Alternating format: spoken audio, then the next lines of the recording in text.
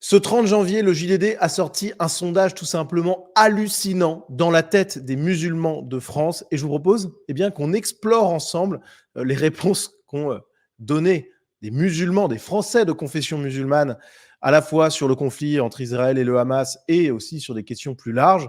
Vous allez voir, c'est tout simplement dinguissime. Voilà, il n'y a pas d'autre mot et ça nous présage d'un avenir extrêmement sombre si on ne fait rien contre le gauchisme et contre l'immigration extra-européenne. Clairement, là, on est face à un mur voilà, qui nous arrive dans la figure. Alors, donc je vous passe la méthodologie. On va aller directement sur le regard sur le conflit entre Israël et le Hamas. Alors, déjà, chose intéressante, vous avez ici en bleu, un petit peu plus léger, vous avez le regard des musulmans de France et en bleu foncé, ici, vous avez le grand public. Ok. Donc, le degré de sympathie ou d'antipathie à l'égard des différents acteurs. La sympathie pour l'autorité palestinienne chez les musulmans, donc ici à gauche, 53%, tandis que dans le grand public en France, en décembre 2023, 10% seulement. Vous voyez, l'écart est phénoménal. Pour le Hamas, on a 19% de sympathie chez les musulmans contre 3% dans le grand public. De l'antipathie pour Israël, 39% chez les musulmans, 15% dans la population générale. Enfin, voilà, c'est quand même assez gigantesque. Et on arrive très vite à un élément qu'on va retrouver dans tous les items de ce sondage et un élément qui est tout simplement dramatique quand on regarde les stratifications par âge. C'est-à-dire que, par exemple, sur le chiffre 19% des sondés éprouvent de la sympathie pour le Hamas, on se rend compte que quand on est selon l'âge, il y a 10% chez les Français musulmans de 50 ans et plus, alors que chez les plus jeunes, chez les musulmans de demain, les Français musulmans de demain, ils sont 27%. Et vous allez voir que cette radicalité très forte chez les musulmans les plus jeunes, on la retrouve partout. Sur la caractérisation des actes commis par le Hamas le 7 octobre, donc le massacre abominable avec des viols de civils, avec des meurtres de sang-froid, enfin vraiment c'était une boucherie indéfendable, vraiment indéfendable. Eh bien, pour 45% des musulmans, il s'agissait d'actions de résistance. Voilà, contre seulement 10% des Français. Alors là, c'est quand même un peu moins marqué, cette radicalité plus forte chez les jeunes, mais enfin, elle est quand même présente. Hein. On a plus de la moitié des jeunes de 18-24 ans, des jeunes musulmans de 18-24 ans qui considèrent que c'était des actes de résistance, contre quand même moins de la moitié chez les autres. Mais c'est un peu plus équilibré. Alors concernant le souhait soit d'un cessez-le-feu permanent entre Israël et le Hamas, ou alors de la continuation de la lutte armée contre Israël par le Hamas, on a 28% des musulmans qui considèrent qu'il faut continuer à mener la lutte armée contre Israël, et là encore avec une plus grande radicalité chez les jeunes. Donc ça, c'est quand même assez inquiétant. On continue avec le souhait de voir disparaître l'État d'Israël. Voilà, il n'y a pas de solution à deux États pacifiques et compagnie. Non, on veut voir disparaître Israël. 45% des musulmans en France veulent voir disparaître Israël. Bon, donc là, on n'est pas dans une résolution pacifique du conflit, pour le moins. Et la même chose, ce sont les plus jeunes, les 18-34 ans, avec 62% et 54%, qui sont les plus radicaux sur cette question. Les jeunes générations musulmanes qui arrivent, le vivre ensemble et compagnie, ça n'a pas l'air d'être leur truc. Mais on va voir ça, parce que là, on a parlé d'Israël, on va parler d'autres choses, on va parler du regard des Français musulmans sur les questions républicaines et religieuses. Alors déjà, on voit qu'il y a une connotation négative quand même forte pour certains mots. Par exemple, la liberté. 17% d'entre eux considèrent que c'est un terme qui est connoté négativement. Un peu étonnant, quand même, enfin étonnant. Je fais un peu le faux étonné, le faux naïf, puisque bon, je comprends bien pourquoi c'est vu négativement. Le terme nation est vu comme négatif par 21% des musulmans. La République, pareil. La démocratie, 24%. La France, 25%. Alors que les gens interrogés sont des Français. On a le catholicisme, 26% des musulmans qui voient ce terme-là de manière négative. C'est incroyable. Vous savez, l'œcuménisme catholique qui pousse les catholiques à aller faire des prières collectives avec les musulmans et compagnie, le pape François qui nous parle de la fraternité entre toutes les religions et compagnie, ça n'existe pas. Et là encore, c'est quelque chose que je n'ai pas précisé, mais qui mérite d'être dit et redit. On a des réponses à un sondage.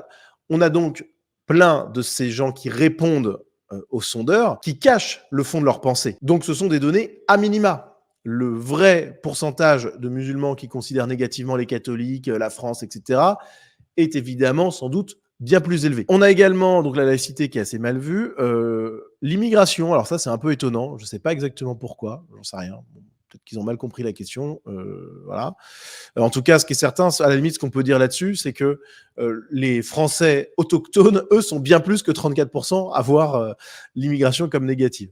Et puis, on a aussi le judaïsme qui est vu de manière négative par 39% des musulmans, ce qui n'est pas rien. Et là encore, on retrouve, alors là, sur, par exemple, le fait que le catholicisme est vu comme quelque chose de négatif par les musulmans, on retrouve cette fracture avec les 18-24 ans, qui sont 35% à considérer que ce terme évoque quelque chose de négatif pour eux. Et quand on demande aux musulmans français de répondre un peu plus précisément, parce que là on parlait de connotation, etc., la question qui vient ensuite, c'est vous-même, éprouvez-vous de la sympathie, de l'antipathie, ou ni sympathie ni antipathie, pour les membres des religions suivantes? Donc là, c'est beaucoup plus précis. Donc l'antipathie pour les catholiques, elle est finalement à 8%. Alors 8%, vous allez me dire, c'est moins que les 26% qu'on a vus précédemment, parce que là, on leur demande un petit peu vraiment factuellement ce qu'ils pensent, donc ça doit en calmer plus d'un. Ça n'enlève rien au fait que on est sur un strict minimum là. Enfin, 8%, c'est quand même très important.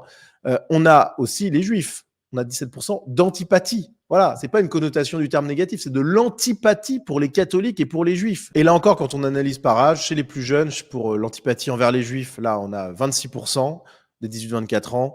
Et pour l'antipathie envers les catholiques, c'est 18% chez les 18-24 ans, 18%. Ça, c'est les musulmans français de demain. C'est la nouvelle génération qui arrive. Voilà, donc on arrive dans une France qui va être composée d'une part significative de la population musulmane, population qui va elle-même être très largement significative dans le substrat ethnoculturel de la France de demain. Donc on a 18% des musulmans de demain qui vont ressentir de l'antipathie envers les catholiques.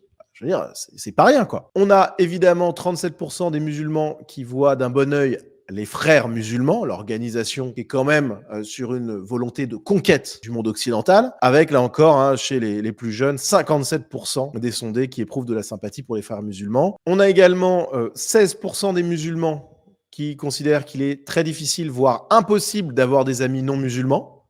Alors là encore, la fable du vivre ensemble, ce mythe complet de la gauche doit être abattu, parce que là, c'est pas possible.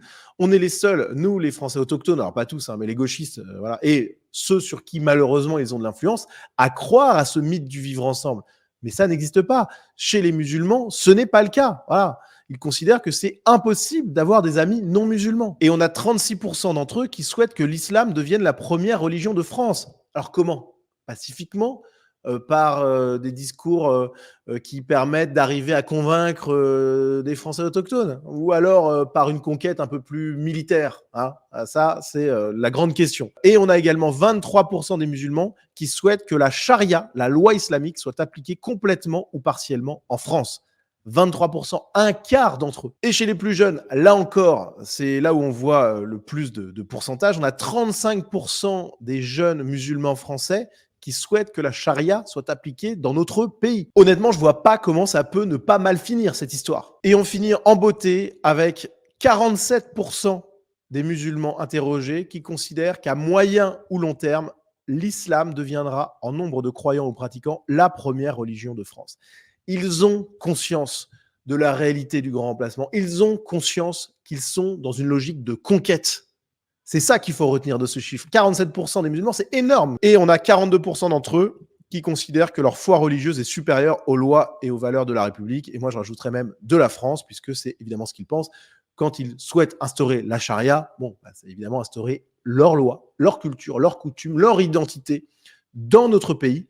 On est dans une logique très claire de conquête. Donc voilà un peu l'esprit général des musulmans. Là encore, je le répète parce que c'est fondamental, avec des chiffres à prendre au minimum, parce que entre ce qu'ils disent à des gens de l'IFOP qui les interrogent et ce qu'ils pensent réellement, à mon avis, il y a un gouffre phénoménal. Donc là, on se retrouve avec une photographie limpide de ce qu'est la France, c'est-à-dire un pays qui, sous l'influence du gauchisme et de l'immigration extra-européenne, a sur son territoire des peuples différents qui cohabitent tant bien que mal, enfin tant bien que mal, mal, hein, qui cohabitent très mal d'ailleurs et de plus en plus mal, parce que il y a des actes de délinquance, il y a du terrorisme, enfin voilà, il y a plein de choses qui vont mal. Mais on a deux peuples différents, sans doute beaucoup plus d'ailleurs, parce qu'il n'y a pas que les musulmans, il y a aussi des extra-européens catholiques ou protestants qui posent aussi des problèmes. Enfin bon, bref. Mais voilà, on est en face d'une problématique civilisationnelle d'ampleur jamais vue dans l'histoire française. Et ce qu'il faut faire là, c'est se réveiller, parce que c'est ça le visage des musulmans au fond. Avec ce sondage complètement dingue du JDD, on se rend compte que la France va rentrer dans une période de dislocation, de confrontation ethno-culturelle qui peut mettre le pays complètement à genoux, qui peut le faire disparaître. L'urgence d'agir devient vitale. Vous qui regardez cette vidéo, les amis, n'hésitez pas à la diffuser au maximum autour de vous. C'est essentiel que le plus de gens possible sachent ce qui est en train de se passer, voilà, sous nos yeux, de manière cachée pour l'instant, enfin de moins en moins cachée parce que les revendications islamistes se font de plus en plus présentes, hein, clairement, mais de manière quand même relativement cachée. On a une lame de fond islamiste qui se prépare dans le pays. C'est pas rien du tout. Au contraire, c'est quelque chose d'essentiel à avoir en tête.